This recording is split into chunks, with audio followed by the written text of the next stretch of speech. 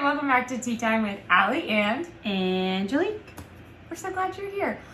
We do not have tea bags or a little fun quote today because we made some loose leaf tea in our cute little tea mugs. Tiny little tea mugs. Look how giant my face looks next to it. My hands feel ginormous. Anyway, today we're talking about authentic femininity, and it is kind of a hard topic to broach because I think femininity is just so, it's like a dirty word these days. Like being feminine, ugh. Who wants to do that? And I think a big part of that is because people see women, when they are being authentically feminine, as like oppressed. Yeah. That's kind of where we're at in society, is that if you show your feminine side, oh, you must be oppressed. Oh, you are a stay-at-home mom, you must be oppressed, not oppressed. I knew you were oppressed. Yeah, I know, right? But anyway, so we're going to talk about what it means to be authentically feminine. And your phone sound is on, homie. My phone sound is on all the time. That's called a student homie the other today on accident. I bet you did. And it was a mistake. Anyway, so there are a lot of different like routes we could go when we're talking about authentic femininity. And one time when I was listening to a like course on the Hollow app about the feminine genius, there's just this one thing that really struck me about like the differences between men and women, you know, men and women. Mm-hmm. Absolutely, I completely understand. She understood it. You guys get it. Okay. Anyway, but the lady who did, I forget her name, but she was just telling a story about how like, so let's say you're married and somebody broke into your house, right? The man's first reaction is, I'm gonna go get who's in the house, right? Whereas a woman's reaction is, how do I get to the children? And so, like, it's this, like, what? How do I protect the children? So, like, it's not that we don't have those protective instincts. It's not that we don't have, like, some of the same qualities as men. They're just different in, like, different ways. Like, yeah. we feel them differently. Yeah, we feel them differently. We take care of people in different ways than men take care of people, right? Mm-hmm. And so, like men are very big protectors, whereas, like, women aren't not protectors. They're just protectors in a different sense, right? Yes. And so, like, authentic femininity, there's, like, just so much you could encompass in all of that. But it's about, like, showing those feminine qualities rather than shoving them down. And I think a lot of what women are told these days is in order to be successful, you can't be feminine. Like, you have to have more masculine traits than you do feminine traits in order to be a woman, or in order to be successful. They're not seen as desirable, whereas like women and men are supposed to complement each other rather than work against each other in that sense. Did you have something you wanted to? I found a list of 5 ways to be more authentically feminine, and we were going to talk about it later. Oh, okay. If you were done. Oh, we can talk about it now. Let's go. Okay.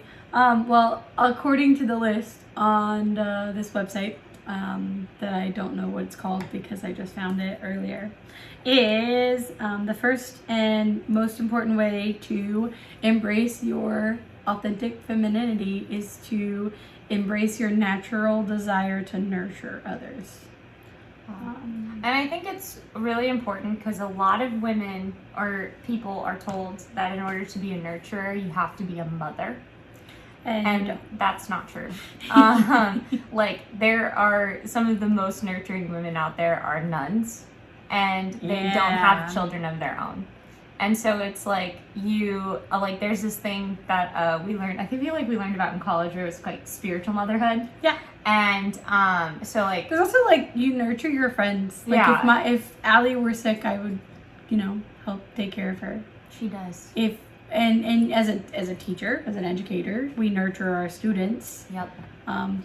Not just like in a motherly way, but in like a helping them to bridge the gap to in their education to get where they need to be. Like, that's a nurturing thing. Yeah, one time my boyfriend told me that the only reason I was a teacher was because I was fulfilling my motherly role without having any children. Which is rude, but accurate. But he's not wrong. it's not. He wasn't false. Rude about it. Like the It way was that a joke. he was joking around, and then I was like, oh, that's right. He does that a lot. You got me.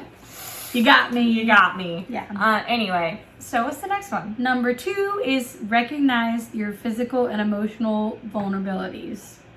So, like, we're not as strong as men. We're not as tall as men. We're not as tough as men. Or we're not as, like, pushy with our toughness. Like, women are quietly tough. Like, women can handle childbirth, which is tough. Mm-hmm. But, like, quietly and within ourselves. Like, we're not like, look at me, I'm big and strong and man. Which that's not all men. I just, there's a difference. If you think about it, like, women go through so many changes in their hormones throughout the month that it's like, it's a battle, right? Like, you have to figure out how to still function as a person. It's like when you're fasting, right? Or like abstaining, like, you're not supposed to show that you're in pain or like you're hungry. Like, you're not supposed to look like you've been fasting.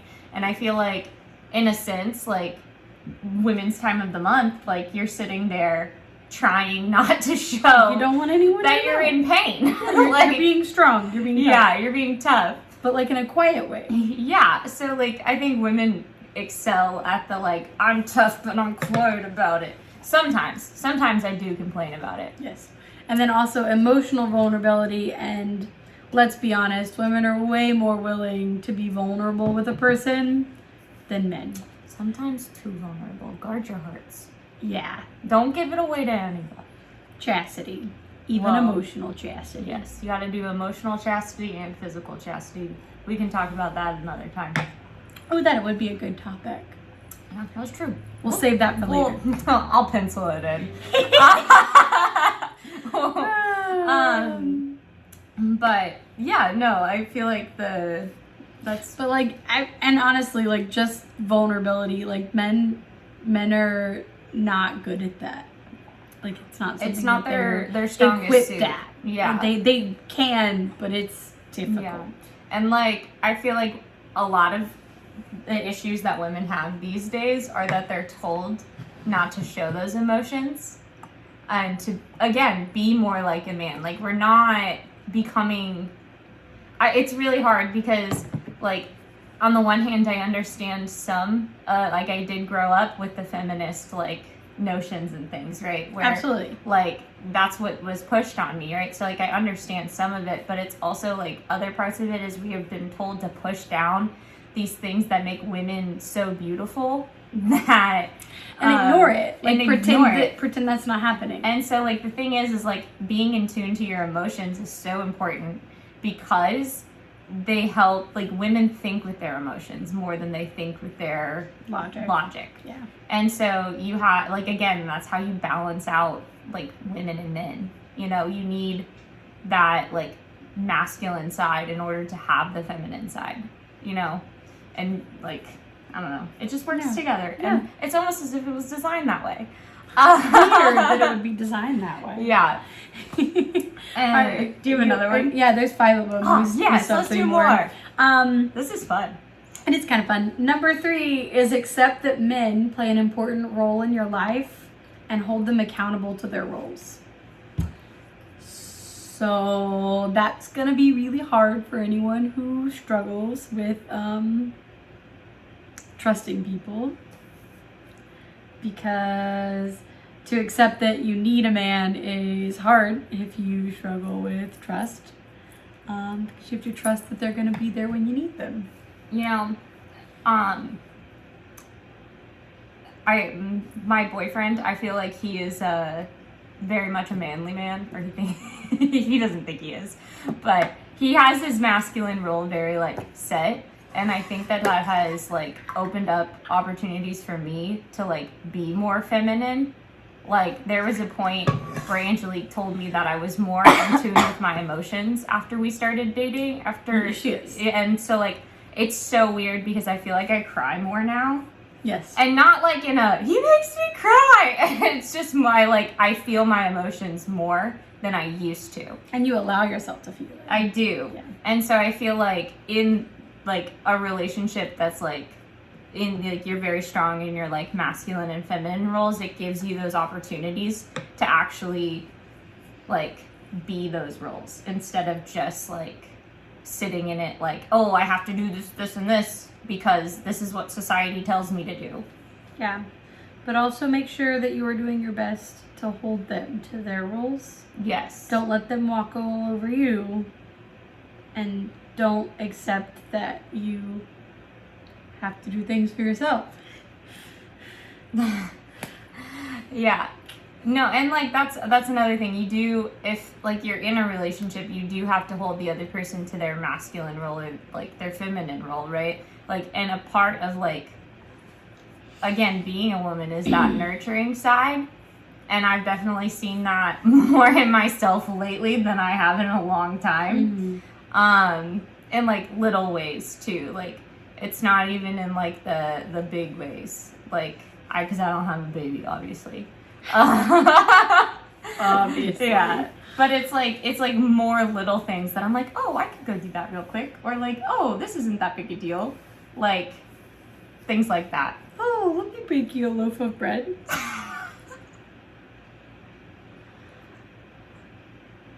Hello? Are you calling me out on the camera? I didn't say anything at all. Yes, you did. Number 4. Sure. Rude. Number 4. 4? 4. Did I say that weird? Maybe I did. I don't know. I don't know. Cultivate beauty in yourself and in all the things, spaces, and people around you. You know, I got really good advice for this one. I know we're already, like, 2 weeks into Lent. I don't know why I looked at my not watch on my wrist. But one Lent, I don't know if I've said this on here before. I think I mentioned it on the podcast. But I gave up looking at my reflection one Lent, and it kind of changed my entire worldview. Like, I say kind of. It definitely changed a lot for me. It led me to veiling in Mass, and veiling ultimately led me to the Latin Mass. And so it was like it kind of changed my whole life. Like I say, it changed my worldview a little bit. It changed a lot for me. But, like, I got to focus more on, like, interactions with people and what I was saying to people rather than, like, does my hair look okay? I literally walked out the door and didn't do anything with it. It was awesome. I didn't look in the mirror and go, oh, I tucked this shirt in. Do I look pudgy? I'm kind of having a similar thing this Lent. Yeah. Because I gave up. And I call it looking homeless, but, like, leaving the house in, like, leggings and cozy and sweatpants and stuff like that. Like, I have to dress like I'm going somewhere when I leave the house, which is not something that I like to do. That's not a normal thing for me. And so in doing that, I feel like I've become slightly more feminine. Like, I actually care about what I look like, which has never been me. I've never cared. Like, I could look garbage and it doesn't matter to me. But I'm making myself because it's what I gave up for Lent. And so it's been kind of weird because I'm like, I think I look all right. Like, this looks okay. I kind of look cute. It's such a weird, like, change because that's not my personality at all. Yeah, she turned into me. It's really gross. No, but so, like, it's because, like, a lot of people think of beauty as, like, what is skin deep.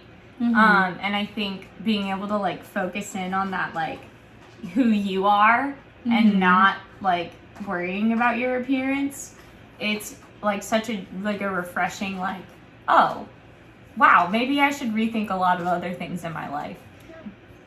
And it's such a humbling experience, too, because, like, I straight up was like, I had no idea. Like, if I had a pimple on my face and I could feel it, I didn't know what it looked like. And I probably just looked real ratchet. But, like, it was ratchet. There was so much joy, though, in that suffering that I finally understood that statement. Like, there was a time when I was like, how do you find joy in suffering? But, like, it was like, and I, like, in that Lent, I was like, I wanted to do more things. Like, I wanted to keep giving more things up because I was in such a, like, this is amazing! And that's the first time you, like, got rid of clothes, too, yeah? I mean, not the first time, but I definitely started, like, getting rid of clothes. I have a problem. I like clothes a lot. Hi, her name is Allie, and she's addicted to having too many clothes. Yeah, and so every Lent, I purge my closet, and my almsgiving is giving up one piece of clothing from my closet every week. It usually turns into like 5 or 6 every week because I go, I haven't worn this in a year. But then after Lent, I go out and buy more clothes. So the next year she does the same thing. But I've been going through like a transition in my style to be more modest, and we're going to talk about modesty next week, so we can talk about this all next week. So I've been going through a style transition, and so like now I'm having a really hard time because I'm like, I love this dress, but I don't wear it to mass because it's not long enough. Yeah. So that's hard for me right now. There's one dress I'm turning into a shirt at some point.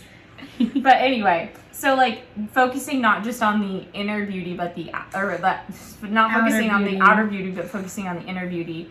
And like a lot of people think when you say feminine, you have to have like very long hair and you have to wear dresses every single day and like all this other stuff. I say that as my hair is longer than it's been in a really long time. And you wear a lot of dresses recently. Yeah. But I still wear pants. Absolutely. I'm wearing leggings right now, but you can't see them. But I'm at home, so I can wear leggings. I'm wearing slacks because I'm fancy. I let myself wear leggings at home. That's fair. Or and to the gym. At home, you should be allowed to be comfortable. I think that like that, girl. Yeah.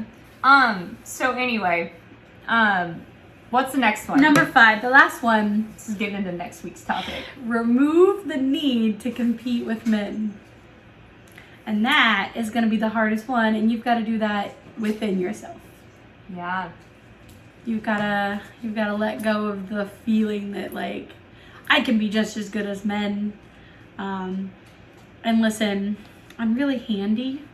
And every time I fix something, I like to say, I don't need a man because I'm handy. Mm-hmm. But I need a man. Like I need men in my life. I just struggle with that side one. story. I broke the handle on the toilet this past week, and I didn't know how to fix it. And I called Angelique like 5 times, and then I had to go pick my boyfriend up for adoration. And so I was like, it's just gonna be like that, and she's gonna have to deal with it. I was panicking. And then the next day I went out and bought a new handle, and she went and changed it. And she was talking about how she doesn't need a man. And I said, well, you know what? I'm just going to be needy all my life because I'm not going to learn how to do that. I just get a little cocky when I fix something that I'm like, I don't need a man. I mean, I do. I think small things like that, like fixing a toilet handle or, replacing car parts at random sometimes. No, I've never even changed my own tire, so. Yeah. Like, I know the idea of how to do it, but I'm not gonna. Well, if I didn't have to, I wouldn't. But I also won't pay someone to do something that I am capable of doing. Is another thing that I do. One time, actually when I was moving to Tyler, and my parents and I were driving up here to move stuff, my tire shredded on the inside. I guess I picked up like metal or something. That poor car went through so much before I got the Focus. Oh, Walter. Walter went through a lot. Not as much as Harold, though. Harold got hit by a semi truck. Anyway, my poor cars. You put them through it. Yeah, I did. Anyway, I mean, I guess I picked up a piece of metal and it's like shredded on the inside. And so my dad went and bought a tire at Walmart and came and changed it. On the side of the road? No, because we had to get off the side of the road, and it was really funny because this tow truck had pulled up, and I had my little sister in the seat, the passenger seat, and this tow truck pulled up, and this man offered to give us this ride for free, and You were panicking? panicked, and I called Dad, and I told him what was going on, and I sat in the middle seat because I was like, if he tries to touch my little sister, I'm gonna do something about it. I was freaking out because I was like, my dad is so close, it's fine. But he drove us to the Walmart, and my parents offered to pay him, and it was just a man doing goodwill, and like, yeah. And how sad is it that we can't even take it like a thing of kindness without panicking like that? Well, because there's a lot of serial killers I know. that have done things. I know, but You like gotta be wary, but it's one of those things where I'm just like, how sad is it that we can't like just trust someone. Just trust people Yeah. when they're acting kind. Like It is disappointing how busy it was, and he goes, your dad has no business trying to change a tire on like this busy road. And like it was just a very kind thing for him to do. He was trying to be You helpful. know, when I move places, it just goes wrong. Yeah, you just have bad luck moving. I do have bad luck moving. Anyway, so, I think, like, I don't know where I was going with this, but Femininity.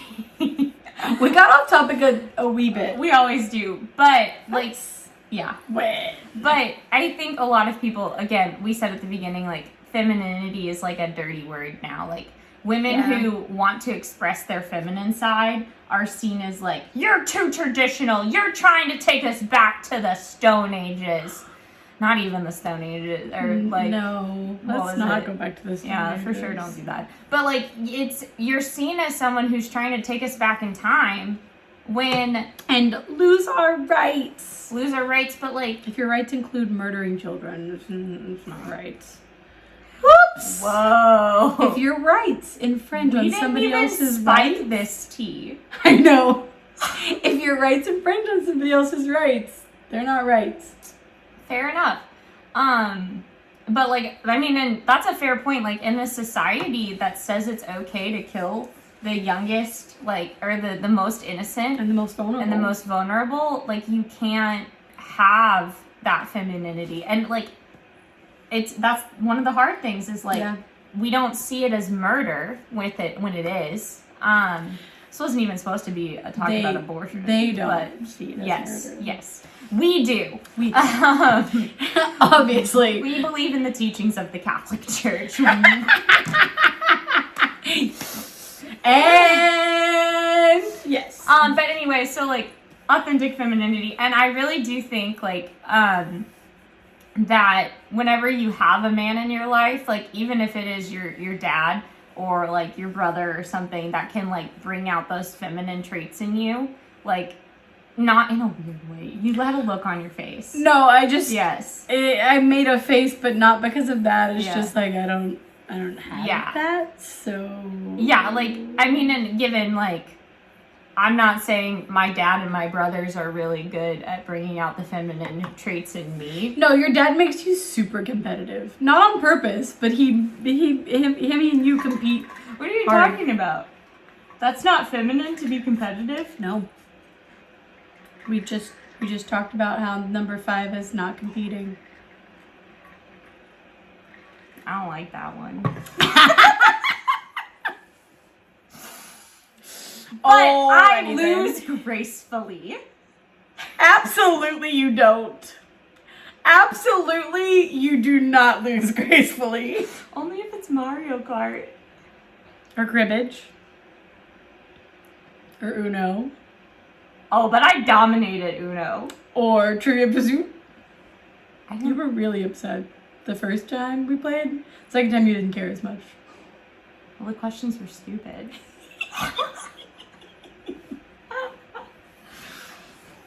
Point. I I am competitive. I like to win. And I have been very humbled in my relationship. He doesn't let you win anything. And yeah, if I win, I get in trouble. That sounds like I don't actually get in trouble. He tickles her. He tickles her when she wins. It's pretty mean. But get you a masculine man. He'll make you more feminine and humble you.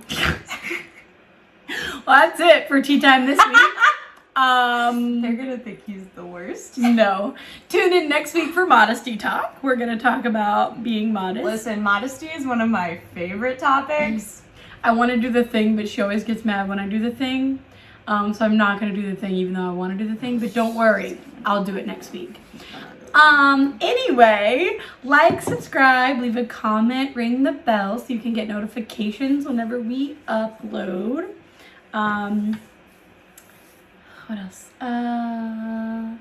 Do Share all with of the your things. friends. Share with your friends. Anybody you think that needs this conversation, give it to them. Also, give it to men. It doesn't matter. I mean, I think it's important For them to understand. for men to understand feminine traits just as much as it's important for women to understand masculine traits. Love to find men to do this similar talk, but through men's point of view. Yeah, that'd be pretty cool if we could get a couple men on here. We know a guy or two. We just have to ask really nicely. I don't know which guy you're thinking of. I'm thinking of a couple. We have a couple of guys we know. I know like 3 dudes. That's a couple. Well, I guess 4. I got 2 brothers. You're done. Anyway. Oh wait, I know 5. I got a brother-in-law. You're a mess. Anyway, help These us. videos just keep getting longer. And they get wilder and wilder as we go. Anyway. No, let's keep going. Stop it. Help us as we strive to be influencers, because that is obviously our goal in life. No. And don't forget to keep striving for lightness. We will see you next week. Thank you for watching. Bye.